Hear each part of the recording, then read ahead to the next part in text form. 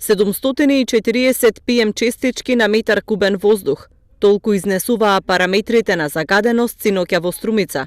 Магла и одвратна смрдеа на изгорено го обвиткаа градот и со сетилата се детектираше загадувањето.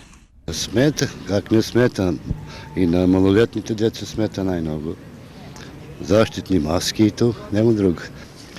Најчесто се загадуваат собраќаат и луѓето кои што се греат на дрва или некои други материјали кои што навистина го загадуваат целиот воздух. Од планината се исечен бор и уфолите го горат и с това е загаден воздух. А плюс и колици. По 3 коли у секој кој ќе веќе не е издржливо.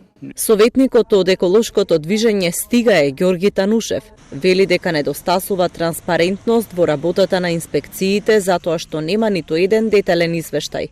Зашто не видов ниту еден извештај, а не само во нашите општини, зборам се во целата Струмица котлина. Практично нема никаде никаква информација колку били излезли на терен, што направиле, како се решили тие и воопшто дали излегли. Значи нема такви информации, но сега ќе ги побараме. Градоначалникот Костадинов вели дека планираат во буџетот за 2022 година субвенционирање на цената на природниот газ.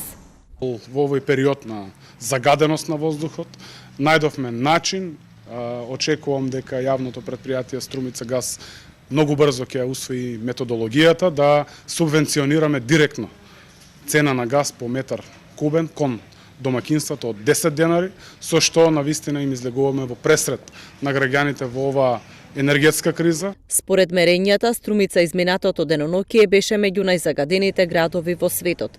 Последниве неколку години Струмица е редовно меѓу градовите во државата со највисоко загадување на амбиенталниот воздух.